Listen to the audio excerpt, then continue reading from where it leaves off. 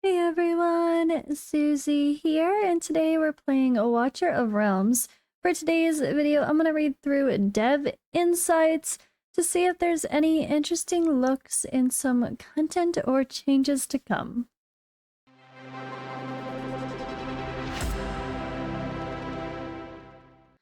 Alright, and these were posted on the 29th. I am posting this a couple days later, but yeah, usually it's not too big of a deal to be super urgent about this, as it's not normally related to something that's about to happen now. It's normally stuff that they're, I guess, replying to regarding concerns that might affect future updates. And, well, there's a lot of updates happening now, so some of those might be referenced in this. But hopefully we'll find some other hints about something fun. So this is another episode of, like, I read it so you don't have to. Let's get into it. So I noticed this first one right away. This one is, like, most people really want to have some sort of banner where the player can pick which limited hero they want to go for. So not just bring back one banner and we're stuck with that and we summon or we don't, depending on if we have a 5 or whatever. They're like, no, let us pick.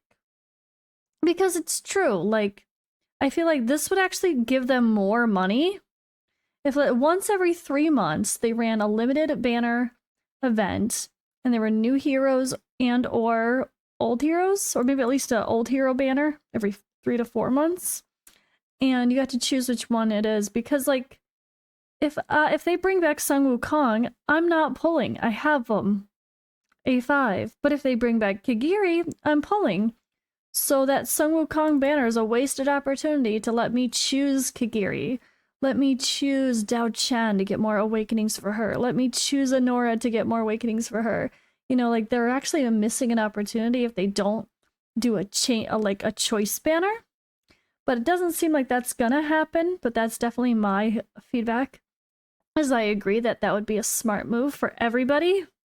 They say, we appreciate your support for the limited heroes. We have plans for the return of these heroes. Please stay tuned to in-game notifications or official social media for a detailed returning schedule. Now, what I've heard is there's been images floating around very, very publicly that the Chinese servers are already getting Sun Wukong again.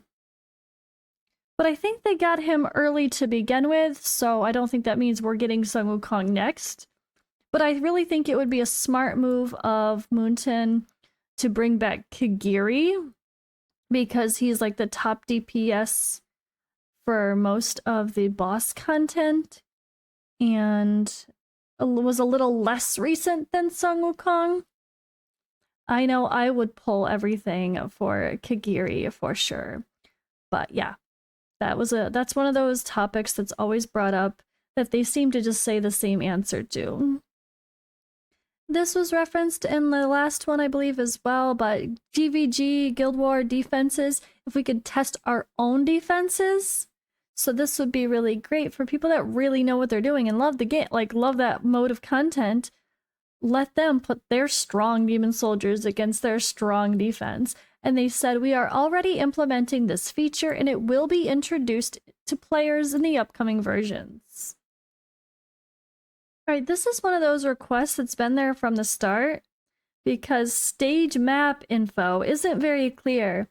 Sometimes you could just see the ground, but you don't know when you can actually place your ground heroes. Where can you place your ground heroes? They actually have said, we have planned to improve the info of map stages. It's expected to be implemented in 2 months. That would be great, because yeah, I don't know how many times you like, oh yeah, there's a little bit of everything cool, and then you bring in your team and there's a spot for 1 or 2 tanks, and you're like, or ground units. You're like, okay, now I gotta go change my team. All right, this is a great request asking to put a little meat on the bones of the update announcements. The announcements lack a bit of clarity sometimes, which makes it feel a little useless. So they, like, an example, increased demon soldier drop rate in Drake's Chasm. From what to what? What's the reference, right? Or here, reduce the difficulty of Sauron Grimscout in a Drake's Chasm 1. again, what parts have changed? The defense, the damage, the strength of shields. Optimize the acquisition for certain demon soldiers. Which ones? Where? It's just like a little bit too general of statements where it's kind of nice to have more specifics. And they do reply saying, for future notifications, we'll do our best to meticulously describe content that players are focusing on. So maybe they'll get a little more descriptive on some of those patch notes. I mean, that's what the giant wall of text patch notes is for. It should be super descriptive about everything. And then the pretty images just give a general idea, right? I think that's exactly what the patch notes should be. Who cares if it's a giant wall of text? People that want to read it will read it, or I will read it so you don't have to. So this is an interesting comment for me because I feel like this person doesn't realize how much stuff has been changed lately. I mean, cultist and northerner being called the weak factions. I mean, they've been adding northerner heroes like crazy. They have changed Falcia to be a fantastic boss hero. People just kind of forgot about it amongst all the other shiny new objects, I think. But I'm seeing her do amazing in boss content, including Titanic Ruins, along with Elder Right Tracks. I think that was Titanic Ruins that you showed your team for. That looked incredible. And cultists with even Morrigan that everyone loves to hate on have really risen to the top. There are stages in the tower where you need them. That's new content that need some of the hardest new content needs cultist or esotericus, I guess, sometimes. And to be fair, northerner cultist and esotericus are all very overlapping right now. They're creating a lot of synergy between crowd control, which cultist lords, of course, make people benefit from. And their northerners and esotericus are really blending well there as well with the rage boosting and changes. And they're adding things like Winter's Bite, which again brings crowd control related debuffs but northerner heroes or Ymira using them. I don't know, I feel like they've actually done a very good job at improving all of the factions lately. So I would disagree with the comment of calling those ones weak, especially when some of the hardest new content requires those factions. And yes, I'm seeing King Hars and a couple northerners in the hardest stages again of Tower. So it's not like they are bad. People just like to hate on King Hars because he's kind of boring as a hero.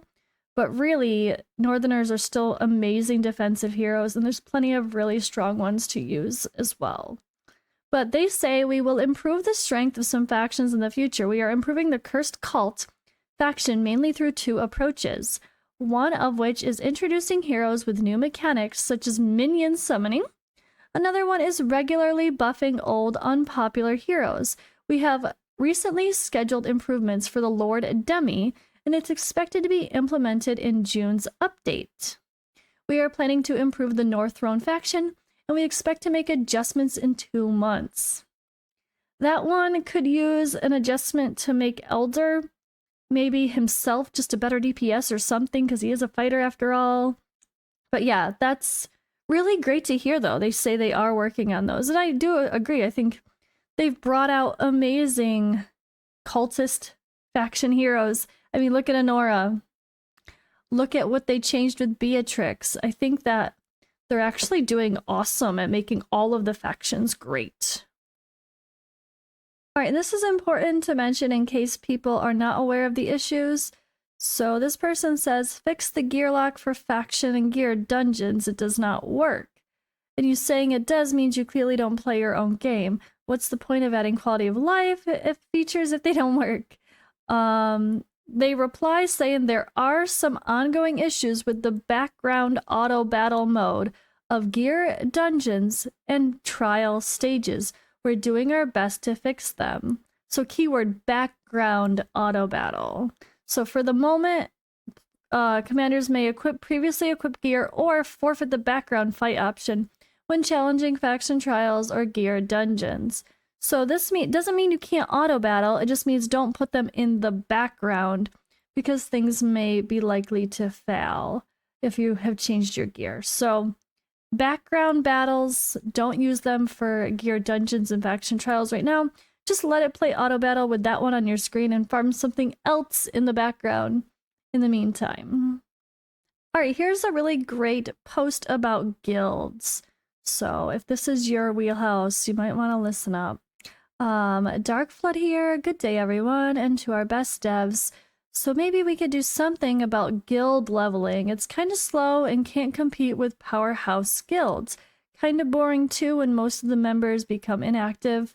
So how about, and this person suggests, more guild rewards to active members, friendly competition within the guilds, a merge option that recommendation with other guild and few active players, guild war proper bracket, and letting low level alliance join all events in a different bracket. Auto change inactive or lower contribution leader, and low division ranking for beginner guilds so that we could have small steps. Looking forward. They reply a pretty extensive reply, so let's read their comments about guild system. We have implemented the activity-based reward to the current guild dividend system. If the guild leader has not logged in for 7 days, the position will be transferred to guild members who have the highest activity. We will also monitor related content in the future.